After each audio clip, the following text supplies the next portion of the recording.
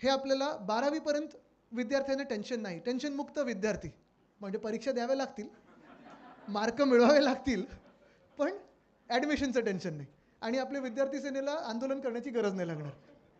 बरं, अजून एक महत्त्वाचा प्रश्न जो सगळीकडे दिसतो तो परत जसं हॉस्पिटलचे प्लॉट आहेत, कुठचेही प्लॉट, आत्ताचं सरकार जे आहे त्याची एकच बोलीभाषा आहे की काही दिसलं की घाला बिल्डरांच्या घशात, ते आपण करून देणार नाही.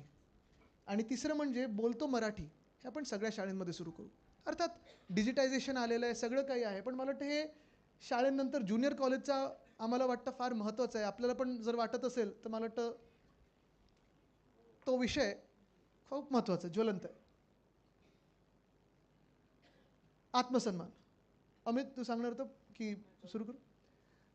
जे आपल्याकडे आपण पाहतो अनेक महिला लोकांच्या घरी ज्या काम करतात, घरकाम करणाऱ्या महिला आहेत, बरोबर, त्या बिचारे दिवसभर काम करतात, मेहनत करत असतात, पण त्यांना जे काही मिळतं पगार असेल किंवा सॅलरी असेल ती खरोखर तेवढी पुरते का?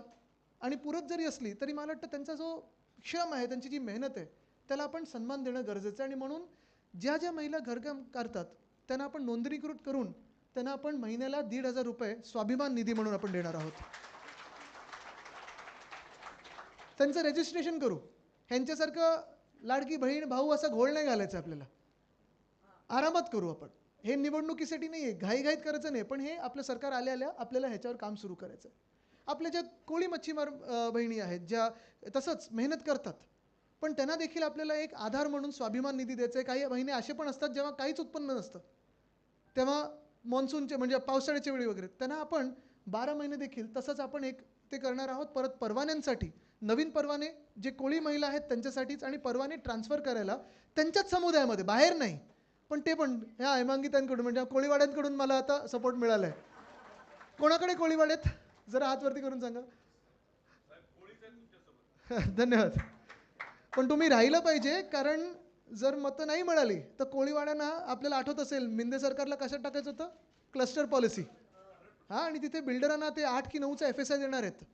तसं न होता कोळीवाड्यांमध्ये कोळी बांधवांना काय पाहिजे, कोळी भगिनीनं काय पाहिजे तेच झालं पाहिजे, बिल्डरांना पाहिजे ते नाही झालं पाहिजे.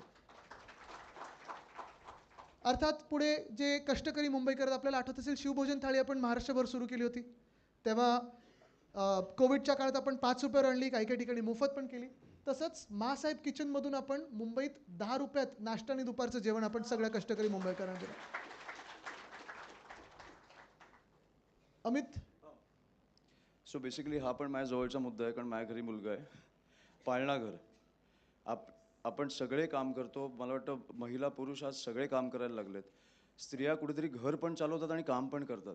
कुठेतरी मुलांना एक दिवस म्हणजे कामाला गेल्यावर कुठेतरी ठेवायला जागा नसते. म्हणजे तिकडे आपलं पाळणा घर येतं, जे आपण पाळणा घर सगळीकडे सगळ्या विधानसभेत चालू करणार आहोत, की तुम्ही त्या मुलाला तिकडे ठेवू शकता आणि फक्त ठेवू नाही शकत, तर तिकडे त्याची काळजी तुम्ही तुमच्या आईवडिलांकडे ठेवली तशी घेतली जाणार.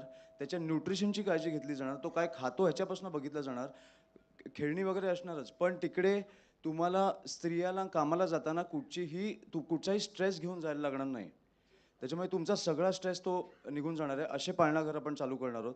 आणि दुसरं म्हणजे सॉरी, एकच ह्याच्यात महत्त्वाचा मुद्दा म्हणजे जे आम्ही परत सकाळी पण याच्यावर बोलत होतो, कारण पाळणाघर हा विषय जो आहे तो खूप लोकांना आपल्याला वाटतं अरे तिथे खरोखर काळजी घेतली जाईल का. एक्झॅक्टली